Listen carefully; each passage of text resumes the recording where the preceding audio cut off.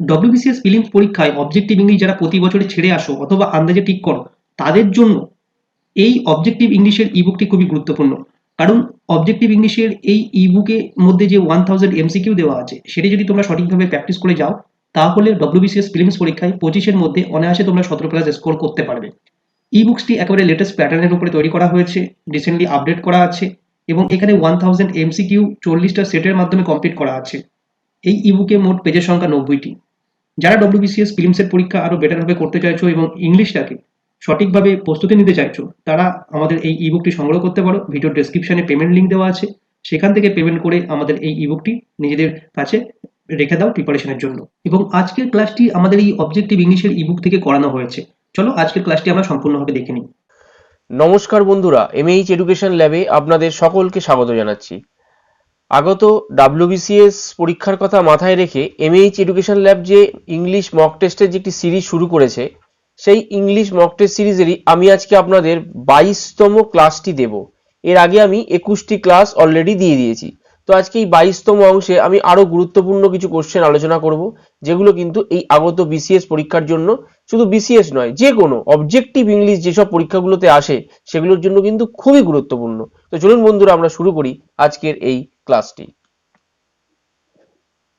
বন্ধুরা, ডিরেকশন 1, 2, 3 দেখুন। বলেছে fill in with suitable preposition, অর্থাৎ প্রিপোজিশন দিয়ে এটি ফিল আপ করতে হবে। প্রথমটি দেখে নিন, বলেছে keep clear dash weak voice.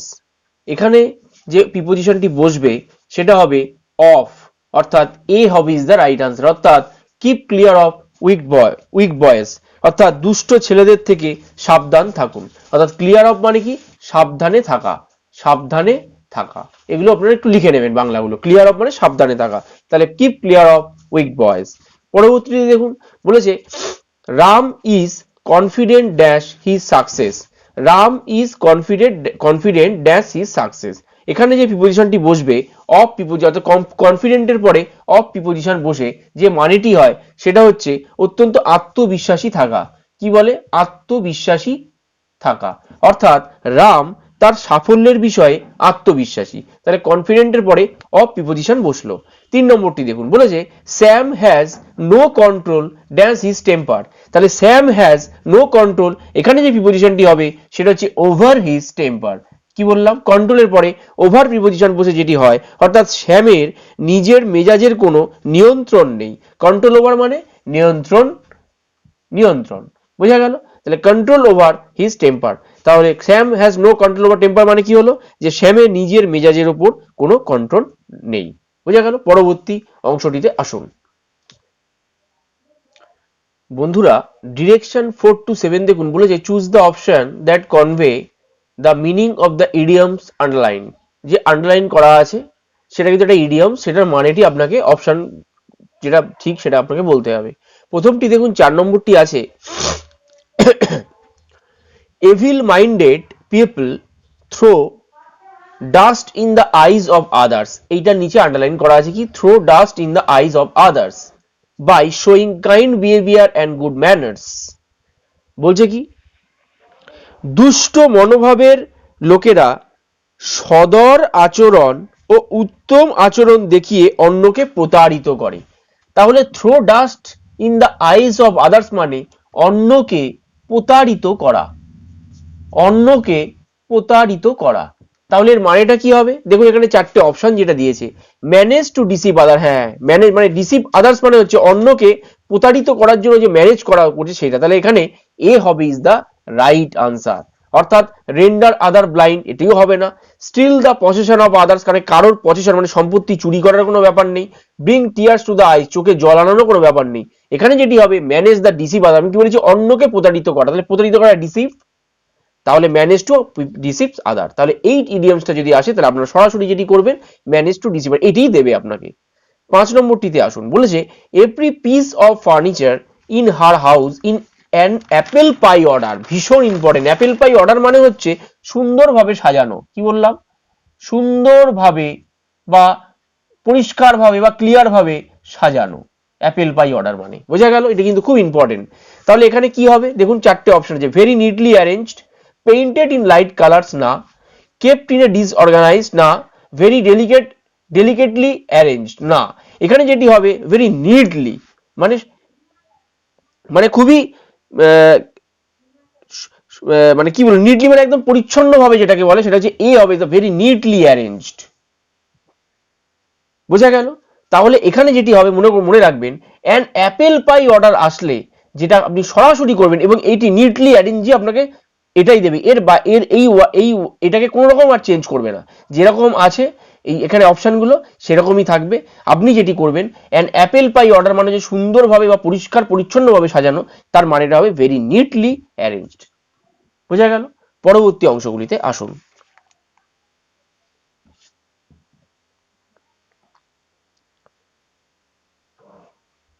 বন্ধুরা 6 নম্বরটি দেখুন, বলেছে he is a silver tongue doctor and patients listen to হিম।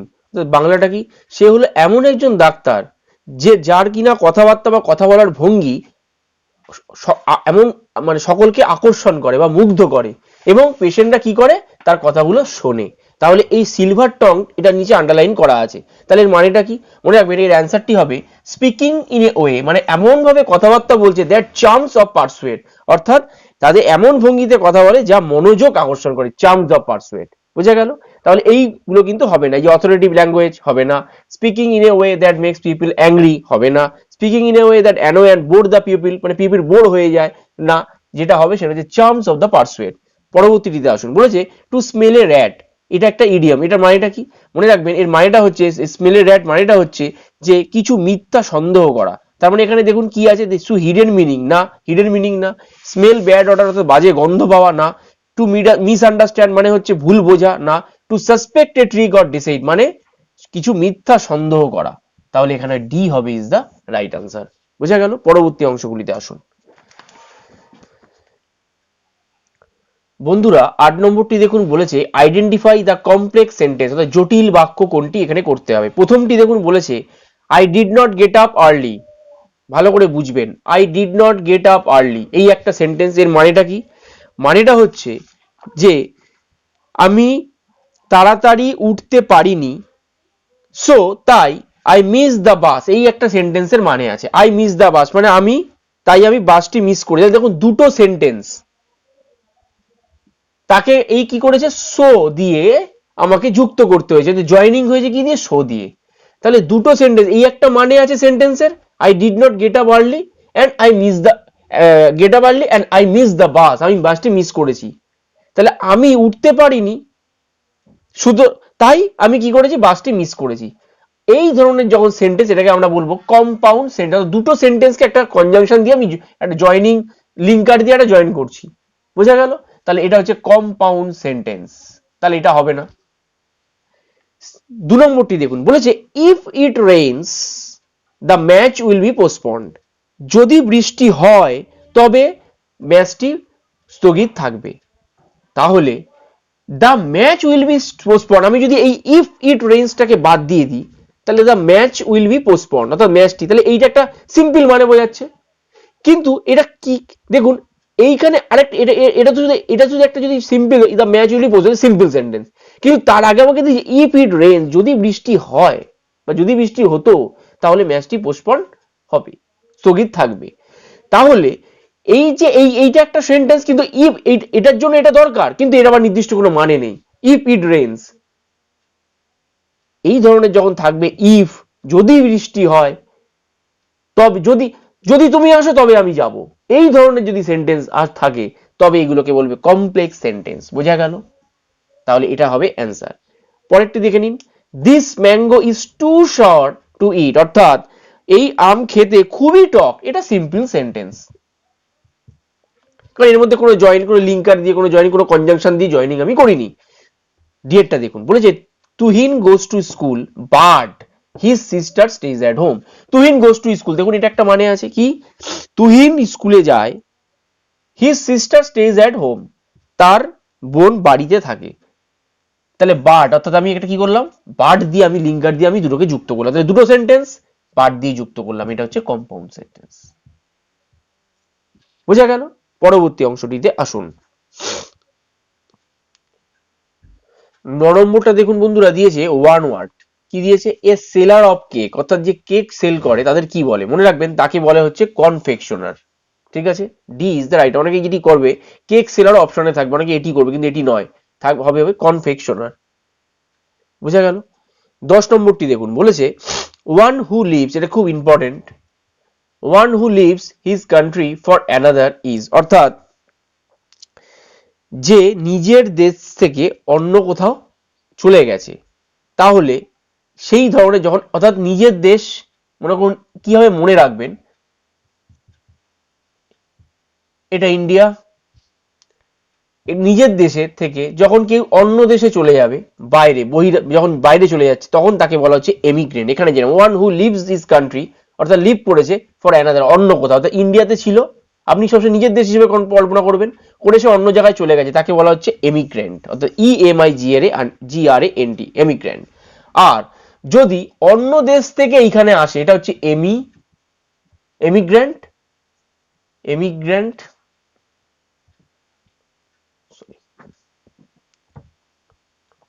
নিচটা দেখাই তাহলে বুঝতে পারবেন। মনে করুন এটি ইন্ডিয়া, এখান থেকে কেউ বাইরে চলে আসে, তাহলে তাকে বলা হচ্ছে এমিগ্রেন্ট।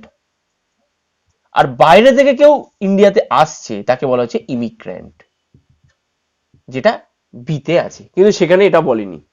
আমাকে বলেছে কি, one who lives his country, তার দেশ থেকে, অর্থাৎ যে নিজের দেশ থেকে ফর অ্যানাদার, কোথাও যাচ্ছে, ফর অ্যানাদার মানে অন্য কোথাও যাচ্ছে, কোথাও, তাহলে হচ্ছে এমিগ্রেন্ট।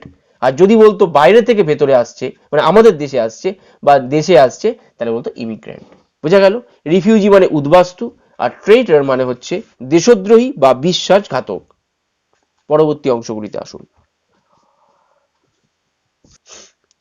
বন্ধুরা 11-12টা দেখে নিন, খুব ইম্পর্টেন্ট কিন্তু, আপনারা সাধারণত এই ধরনের কোশ্চেন কিন্তু পাবেন না। বলেছে দেখুন, এবারে এটা নেওয়া হয়েছে কারণ এই ধরনের কোশ্চেন কিন্তু আসতেই পারে। সাধারণত যেটি দেয়, যে যেমন 12টা দিয়েছি, চুজ দ্য কারেক্ট প্রিফিক্স, অর্থাৎ প্রিফিক্সটি বসাতে হবে এখানে কোনটি, যেটা একটা নির্দিষ্ট মানে হবে।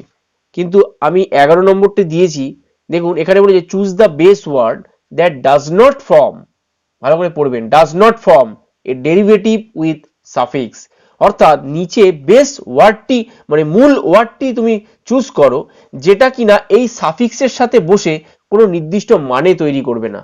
আর বসে মানে, ঠিক আছে, বোঝা গেল কি বললাম, এটা তো সাফিক্স, আর এর আগে যেটা বসবে সেটা প্রিফিক্স, তাহলে আগে যেটা হয় সেটা প্রিফিক্স, আর পরে থাকে হচ্ছে সাফিক্স। তাহলে এমন এই প্রিফিক্স, মানে প্রিফিক্সে এমন একটা ওয়ার্ড, অর্থাৎ বেস ওয়ার্ডটি, এটা তো প্রিফিক্স নয়, মানে এরকম একটা ওয়ার্ড। এবার এই ওয়ার্ডটা হচ্ছে, মানে এই ওয়ার্ডটা এমন বেস ওয়ার্ডটা সিলেক্ট করতে হবে যেই ওয়ার্ডটার পরে সাফিক্স, অর্থাৎ এখানে কোনো প্রিফিক্সের কোনো ব্যাপার নেই, এখানে ওয়ার্ড যেটা থাকবে তারপরে সাফিক্স বসবে। তাহলে সাফিক্স কিন্তু এখানে দেয়া আছে কি, ITY, এইটা দেয়া আছে, কিন্তু তার আগে এমন বেস ওয়ার্ড চুজ করতে হবে যার কিন্তু নির্দিষ্ট কোনো মানে হবে না, সেটাই আপনাকে এখানে চুজ করতে হবে। কি দেখুন দিয়েছে লোকাল। আচ্ছা বন্ধুরা, আমি যদি লোকাল বসাই এখানে, লোকাল, তাহলে শূন্যস্থানে লোকাল বসলো, আর ITY, তাহলে হলো লোকালিটি।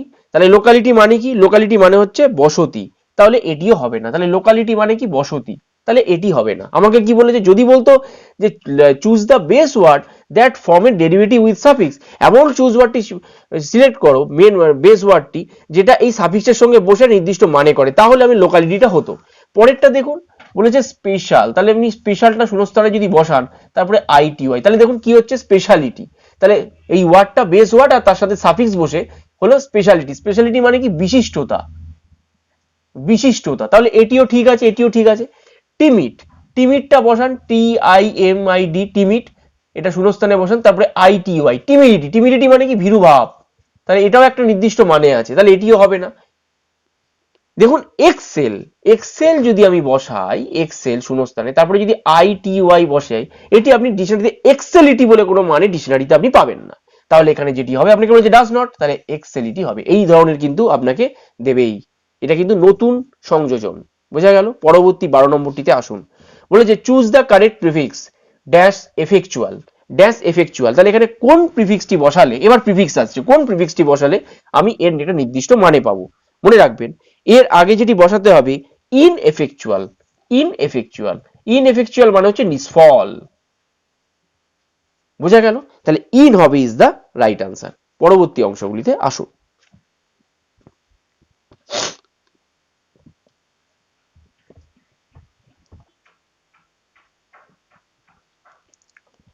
বন্ধুরা 13 নম্বরটি দেখে নিন, বলেছে choose the correct indirect speech, অর্থাৎ আপনাকে ন্যারেশন চেঞ্জ দিয়েছে, ডাইরেক্ট স্পিচে দিয়েছে, সেখান থেকে ইনডাইরেক্ট করতে হবে।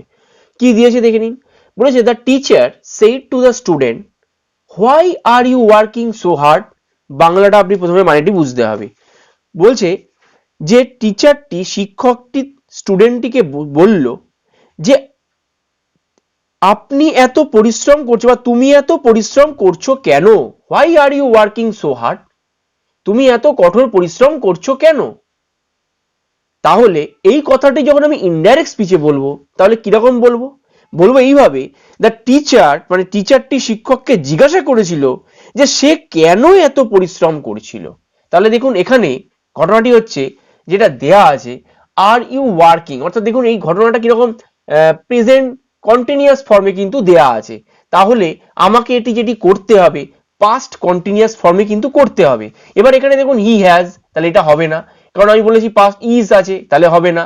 ই হ্যাড বিন, তাই এটা কিন্তু পারফেক্ট যদি থাকতো তাহলে আমি অবশ্যই হ্যাড বিন, পারফেক্ট কন্টিনিউয়াস যদি থাকতো তাহলে আমি অবশ্যই এটি করতে পারতাম, কিন্তু সেটি কিন্তু আমাকে দেয়নি। আমাকে যেটা দিয়েছে সেটা হচ্ছে যে হোয়াই আর ইউ, মানে দেখুন আমি যদি ঘটনাটাকে উল্টে দিই, যেহেতু এটা ডাব্লিউএইচ সেন্টেন্স বলে যার জন্য ভার্ব গেছে তারপরে সাবজেক্ট বসেছে, যদি এই জিনিসটা এরকম হয় ইউ আর ওয়ার্কিং, তার মানে জিনিসটা তো কন্টিনিউয়াস টেন্সে দিয়েছে, প্রেজেন্ট কন্টিনিউয়াস, তাহলে আমাকে এখানে কিন্তু সেটা, যেহেতু আমি ডাইরেক্ট স্পিচে দিয়েছি তাহলে ইনডাইরেক্ট স্পিচ যখন আমি করব, এবার ঘটনাটি হচ্ছে যোগ দিয়ে এবার ব্যাপারটা দেখতে হবে এখানে কি দিয়েছে। এখানে যদি বলতো সেজ, তাহলে আমি, যদি বলতো সেজ তাহলে আমি এখানে কি করতাম, তাহলে আমি এখানে এই প্রেজেন্ট কন্টিনিউয়াস ফর্মেই কিন্তু আমাকে রাখতে হতো। কিন্তু এখানে আমাকে যেটি দিয়েছে পরিবর্তনটা হতো কি না, এই যে ইউ আছে, মানে এখানে আছে ইউ, তাহলে এখানে আমাকে দিতে হতো হি, শুধু এই জায়গাগুলো পরিবর্তন হতো, নাহলে কিন্তু বাকিগুলো, এবার ইউ এর সাথে যে ভার্ব বসে, মানে সেকেন্ড পার্সন সিঙ্গুলার নাম্বার, এখানে যেমন থার্ড পার্সন সিঙ্গুলার, সেই হিসেবে ভার্বগুলো পরিবর্তন, সেটা আলাদা ব্যাপার।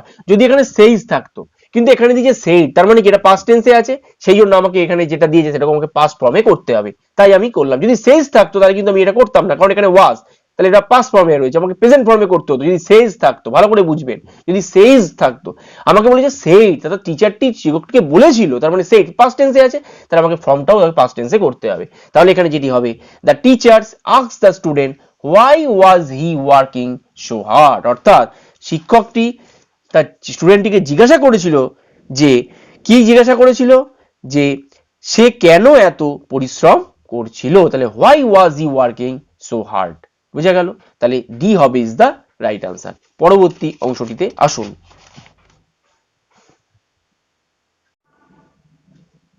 বন্ধুরা 14 নম্বরটি দেখুন, বলেছে choose the right passive voice, অর্থাৎ অ্যাক্টিভে দেয়া আছে, সেটা প্যাসিভে করতে হবে। বলেছে are they receiving the chief guest at the station, প্রশ্নবোধক চিহ্ন দিয়েছে, প্রশ্নবোধক বাক্যে দিয়েছে। বলেছে কি, বলছে তারা কি স্টেশনে প্রধান অতিথি গ্রহণ করেছে, এইটা হচ্ছে আমার বাংলাটা।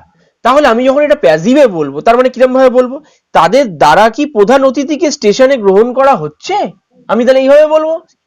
তাহলে এখানে দেখুন পুরো জিনিসটাই আছে প্রেজেন্ট কন্টিনিউয়াস। আমি কি বলেছি, ভার্ব মানে যখনই ইয়ে করতে যাবেন, ভয়েস করতে যাবেন, তখন দেখে নেবেন এখানে কি টেন্সে দিয়েছে। দেখুন এখানে দিয়েছে প্রেজেন্ট কন্টিনিউয়াস টেন্সে, তাহলে এটা প্রশ্নবোধক বাক্য কিন্তু প্রেজেন্ট কন্টিনিউয়াস ফর্মে আছে, তাহলে আমাকে এটা প্রেজেন্ট কন্টিনিউয়াস ফর্মেই কিন্তু তার কিন্তু প্যাসিভটা করতে হবে। তাহলে দেখুন এখানে চিফ গেস্ট অবজেক্ট, সেটা সাবজেক্ট হলো, তাহলে দেখুন এখানে is the chief guest, being, being আমি কি বলেছি, সাবজেক্টের পরে বিইং বসবে, তারপরে কি বসবে পিপি, ভার্বের মেন ভার্বের পাস্ট পার্টিসিপল ফর্ম, ভিপিপি মূল ভার্বের পাস্ট পার্টিসিপল ফর্ম, তারপরে কি বসবে দেখুন অ্যাট দ্য স্টেশন, আর কোথায় এই যে আর দে আছে, দে থাকলে কি হবে, এটা দেম হয়ে যাবে, তাহলে বাই ফ্রেজ বসলো বাই দেম, তাহলে এখানে সি হবে ইজ দ্য রাইট আনসার, অর্থাৎ is the chief guest being received at the station by them.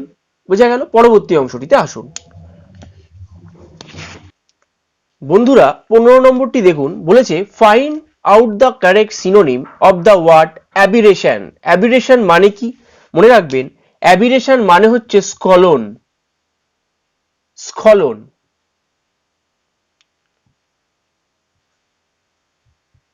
স্খলন বা বিচ্যুতি, স্খলন বা বিচ্যুতি বা চ্যুতি যাই বলবেন, অ্যাবিরেশন মানে হলো তাই।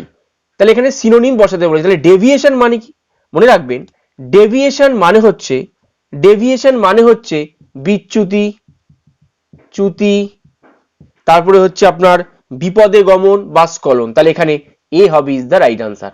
ডেভিয়েট মানে কি? ডেভিয়েট মানে পথভ্রষ্ট হওয়া। এই মানেগুলো কিন্তু লিখে নেবেন, পথভ্রষ্ট হওয়া। আচ্ছা, ড্রাইভ মানে কি? ড্রাইভ মানে হচ্ছে চালন করা, সেখান থেকে এসছে ড্রাইভার, চালন করা। ডিরেকশন মানে কি? ডিরেকশন মানে হচ্ছে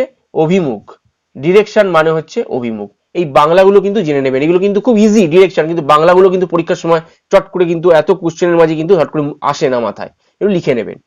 16 নম্বরটি দেখুন, বলেছে find out the correct synonym of the word indigent. Indigent মানে কি? মনে রাখবেন, ইনডিজেন্ট মানে হচ্ছে অভাবী। কি বললাম? ইনডিজেন্ট মানে হচ্ছে অভাবী। অর্থাৎ এখানে যে অপশনগুলো দিয়ে দেখে নি, সিনোনিম বলেছে রিচ মানে ধনী, তাহলে এটি হবে না।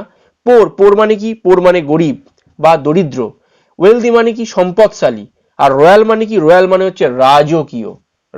তাহলে এখানে অভাবী বলে, তাহলে এখানে ধনী হবে না, ওয়েলদি হবে না, ওয়েলদি মানে সম্পদশালী, রয়্যাল রাজকীয় সেটাও হবে না। তাহলে যেটা হবে পোর ইজ দ্য রাইট আনসার। তাহলে ইনডিজেন্টের যদি সিনোনিম আসে তাহলে আপনারা করবেন পোর, অর্থাৎ বি হবে ইজ দ্য রাইট আনসার। পরবর্তী অংশটিতে আসুন।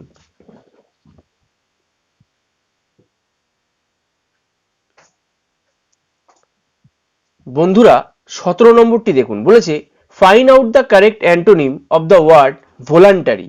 ভলান্টারি মানে কি? মনে রাখবেন, ভলান্টারি মানে হচ্ছে স্বেচ্ছাকৃত। বোঝা গেল? স্বেচ্ছাকৃত বা ইচ্ছাজনিত। আমি অনেকগুলো মানে লিখছি, আপনারা এগুলো কিন্তু লিখে নিন। ইচ্ছাজনিত বা অযাচিত ইত্যাদি ইত্যাদি। এখানে কোনটা হবে? এখানে বলেছে কিন্তু সিনোনিম না, ওরা বলেছে অ্যান্টোনিম। তাহলে অ্যান্টোনিম কি হবে? ইচ্ছাকৃত বা স্বেচ্ছাকৃত। কোনো কাজ মনে করুন সে স্বেচ্ছাকৃত নিজে থেকে করছে, আর কোনো, তাহলে তার অপোজিট হবে অবশ্যই কম্পালসারি। মানে স্বেচ্ছাকৃত সে করতেও পারে, নাও করতে পারে, কিন্তু কম্পালসারি তাকে করতেই হবে। তাহলে মনে রাখবেন, ভলান্টারির যেটা অ্যান্টোনিম হয় অর্থাৎ অপোজিট ওয়ার্ড, সেটা হয় কম্পালসারি, অর্থাৎ সি হবে ইজ দ্য রাইট আনসার। বোঝা গেল? এবার বাকিগুলো মানেগুলো জেনে নিন। অর্ডার মানে হচ্ছে আদেশ। অল্টারনেটিভ মানে কি? বিকল্প। কম্পালসারি মানে কি? বাধ্যতামূলক। এটাই হবে কিন্তু এর অ্যান্টোনিম, বাধ্যতামূলক। আর এসেনশিয়াল মানে কি? অপরিহার্য। 18 নম্বরটিতে আসুন, বলেছে find out the correct antonym of the word deny. Deny মানে কি? ডিনাই মানে হচ্ছে অস্বীকার করা। তাহলে এখানে কোনটা হবে? তার অপোজিট বলেছে। তাহলে এতে আছে অ্যাকসেপ্ট, বিতে আছে অ্যাকিউজ মানে অভিযুক্ত। কার্স মানে কি? কার্স মানে হচ্ছে অভিশাপ। আর একসেপ্ট মানে কি? আশা করা। তাহলে এখানে যেটি হবে ডিনাই মানে অস্বীকার করা, তাহলে অ্যাকসেপ্ট, অস্বীকার করছি, অ্যাকসেপ্ট করছি, তাহলে কি হবে? এখানে অ্যাকসেপ্ট, অর্থাৎ গ্রহণ করা। এটা হবে ইজ দ্য রাইট আনসার। বোঝা গেল? পরবর্তী অংশগুলিতে আসুন। বন্ধুরা ডিরেকশন 19 to 23, এখানে 19 থেকে 19 and 23 feel in the blanks আছে, অর্থাৎ এখানে 19 আর 20টা কিন্তু আছে, 19 and 20 আছে। পরবর্তী অংশ আরো 21, 22 এরকম আছে। প্রথমে 19 নম্বরটি দেখে নিন, ফিল ইন দ্য ব্ল্যাঙ্কসটি। বলেছে I dash get into their trousers anymore, they were for too small for me. অর্থাৎ এখানে যেটি বসবে আমি আগে সেটি বলে দিই। এখানে বসবে সি, অর্থাৎ cannot get you into their trouser anymore, they were for too small for me। অর্থাৎ এখানে বাংলাটা হচ্ছে আমি তাদের প্যান্ট আর পরতে পারছি না বা পারি না, সেগুলি আমার পক্ষে খুবই ছোট। এইটা হচ্ছে বাংলাটা। এবার এখানে অট টু কেন হলো না? মনে রাখুন, এখানে কিন্তু নেগেটিভ সেন্টেন্সে আমাকে সেন্টেন্সটা দিয়েছে নেগেটিভ সেন্সে। কিরকম? যে প্যান্টটা এতটাই ছোট যে আমরা এখন আর পড়তে পারি না, তাহলে নেগেটিভ সেন্সে পড়তে পারি না। তাহলে ঘটনা এখানে আমি অট টু মানে হচ্ছে অবশ্যই, অট টু মানে হচ্ছে উচিত, মানে তাদের প্যান্টটা এতটাই ছোট আমার পরা উচিত, তাহলে এটা নয়, এটা হবে না, কারণ এটা নেগেটিভ সেন্টেন্সে বলছে। কারণ এতটাই ছোট বলে, ছোট যে জিনিসটা সেটা তো আর পড়া যাবে না, তাহলে এখানে অট টু হবে না, উচিত হবে না। মাস্ট মানে অবশ্যই, তাহলে সেটাও হবে না। আর ক্যান তো হবেই না, কারণ এখানে তো ছোট পড়তে পারে, এখানে নেগেটিভ সেন্টেন্সে যেহেতু বলেছে তাহলে এখানে ক্যান নট হবে, অর্থাৎ I cannot get into their trouser anymore, they were far too small for me. এই ধরনের সেন্টেন্স আসলে আপনারা ক্যানট দিয়ে আপনি ফিল ইন দ্য ব্ল্যাঙ্কসটা ফিল আপ করবেন। বোঝা গেল? 20 নম্বরটি দেখুন, বলেছে may I ask you dash questions. এখানে অপশন দিয়েছে few, a few, little, a little. এখানে যেটা হবে এ ফিউ হবে ইজ দ্য রাইট আনসার, অর্থাৎ may I ask you a few question.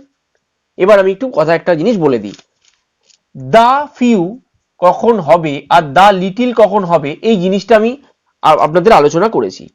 এইটি এখন দিয়ের কথাটা ভুলে যান। এখন এ ফিউ আর এ লিটিল বা লিটিল আর ফিউ এর মধ্যে প্রথমে ভাবুন, ফিউ আর লিটিল।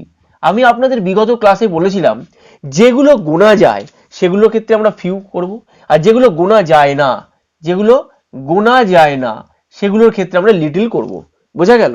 এখানে দেখুন কোশ্চেন তো গোনা যায়, তাহলে এখানে আমি ফিউ করবো, তাহলে লিটিলটা হবে না, তাহলে দুটো লিটিলই বাদ হয়ে গেল। প্রথমেই আপনি এরকম ভাবে ভাববেন, তাহলে দুটো বাদ দিয়ে দেবেন। ঘটনা হচ্ছে এবার ফিউ হবে না এ ফিউ হবে। মনে রাখবেন এটা দুটো সেন্সে আপনি ভাবতে পারেন। আমি দুটো জিনিস আপনাকে বলে দিই, সেটা হচ্ছে যদি কোনো এ ফিউ আর ফিউ তখনই হবে যদি ফিউ আর এ ফিউ। এ ফিউটা কখন হবে আর ফিউটা কখন হবে? মনে রাখবেন ফিউটা হবে কোনো নেগেটিভ সেন্টেন্স, নেগেটিভ যখন সেন্স বোঝাবে, আর এ ফিউটা হবে যদি পজিটিভ সেন্স বোঝায়। এখানে দেখুন এখানে কিন্তু নেগেটিভ সেন্সে কিছু নেই, এখানে কিছু বলেছে যে আমি I ask you a few question, অর্থাৎ এটি হচ্ছে যে আমি কি আপনাকে কিছু প্রশ্ন করতে পারি। যদি এখানে না দিয়ে বলতো, নেগেটিভ যদি বলতো, তাহলে আমি অবশ্যই ফিউ করতাম। এইভাবে একটা ভাবতে পারেন। আরেকটি ভাবতে পারেন, সেটা হচ্ছে এখানে দেখুন যদি এখানে উল্লেখ করে may I ask you dash to 1 to 2 question, একটা বা দুটো কোশ্চেন যদি বলতো তাহলে এখানে ফিউ আমি বসাতাম। কিন্তু এখানে আমাকে বলেছে কোশ্চেন্স, এবার এখানে একটা দুটো হতে পারে বা তার অধিকও হতে পারে, সেটা কিন্তু আমাকে কিন্তু বলে দেয়নি, সেই জন্য আমাকে এ ফিউ বসাতে হলো। মনে রাখবেন এই ধরনের কোশ্চেনের ক্ষেত্রে সবসময় এ ফিউটি সবসময় যায়। বোঝা গেল? পরবর্তী অংশগুলিতে আসুন।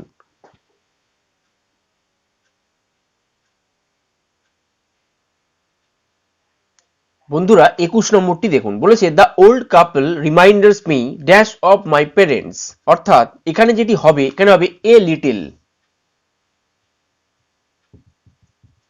অর্থাৎ the old couple reminders me a little of my parents. অর্থাৎ কেন এ লিটিল হলো সেটা আমি পরে বলছি, আগে বাংলাটা বলে নি। বলছে বৃদ্ধ দম্পতি আমাকে আমার বাবা মার কথা একটু মনে করিয়ে দিয়েছে। বোঝা গেল? তাহলে বৃদ্ধ দম্পতিটি আমাকে আমার বাবা মার কথা একটু মনে করিয়ে দিয়েছে, এটা হচ্ছে বাংলাটা। এবার এ লিটিল কেন হলো, কেন সাম হলো না? সাম মানে কিছু যেটা গোনা যায়। তাহলে দেখুন মনে করা, কোনো কিছু মনে করিয়ে দেয় সেটা তো আর গোনা যায় না, তাহলে ফিউ হবে না। আমি বলেছি কোন যেটা গোনা যায় সেটার ক্ষেত্রে ফিউ, যেটা গোনা যায় না সেটার ক্ষেত্রে লিটিল, তাহলে ফিউ আর সাম হবে না। যেটা হবে লিটিল হবে না এ লিটিল হবে। এবার আমি কি বলেছি, লিটিল বসে সবসময় নেগেটিভ সেন্সে, এ লিটিল বসবে পজিটিভ সেন্সে। দেখুন এখানে কিন্তু কোনো নেগেটিভের কোনো ওয়ার্ডই নেই, তাহলে এখানে সবটাই পজিটিভ, তাহলে এখানে ওই জন্য এ লিটিলটি হলো। 22 নম্বরটি দিয়ে আসুন, বলেছে the government dash provide health care for everyday. এখানে যেটা হবে মাস্ট, অর্থাৎ ফোর্স দিয়ে বলছে মাস্ট, অবশ্যই, অর্থাৎ সরকারের অবশ্যই প্রত্যেকের জন্য স্বাস্থ্য পরিষেবা সরবরাহ করতে হবে, এটা হচ্ছে বাংলাটা। তাহলে কোনো একটা পরিষেবা করতে হয় মানে অবশ্যই সেটা স্বাস্থ্য পরিষেবা তো সকলের জন্য দরকার, নাহলে তো মানুষ অসুবিধায় পড়বে, সেই ক্ষেত্রে মাস্ট কথাটি বসলো। 23 নম্বরটি দেখুন, বলেছে the Christmas day was dash with due solemnity, মানে কি বড়দিনের দিনটি খুব নীরবতার যথোপযুক্ত ভাবে আনন্দ বা যথোপযুক্ত ভাবে উদযাপিত হয়েছিল। তাহলে এখানে হবে সেলিব্রেটেড, কি বললাম, ACLEBRATED, সেলিব্রেটেড। তাহলে এখানে যেটা হবে সি হবে is the right answer. The Christmas day was celebrated with due solemnity, মানে বড়দিনের দিনটি খুব আনন্দের সহিত বা যথোপযুক্ত ভাবে উদযাপিত হয়েছিল। পরবর্তী অংশগুলিতে আসুন। বন্ধুরা দেখুন 24 আর 25-এ ফাইন্ড দ্য এররটি দিয়েছি কিরকম, 24 নম্বরটি দেখে নিন। হি offered me a few books that he had with him. কি বললো ভালো করে আমি বাংলাটা আগে বলি, নাহলে আপনি বুঝতে পারবেন না। বলছে যে সে আমাকে কিছু বই অফার করলো যেগুলো তার সাথে ছিল। এখানে ভুল কোনটা? এখানে আপনাদের মনেই হচ্ছে যে না এখানে কোনো কিছুই ভুল নেই, কারণ এ ফিউ তো রয়েছে, কারণ কিছু বই, ভালো করে বুঝবেন আমি আগের ক্লাসগুলো আপনাদের কি বলেছিলাম, হ্যাঁ কিছু বই দেয়াটা, কিছু বই যদি থাকে এ ফিউই হবে, কিন্তু এখানে এটি ভুল আছে।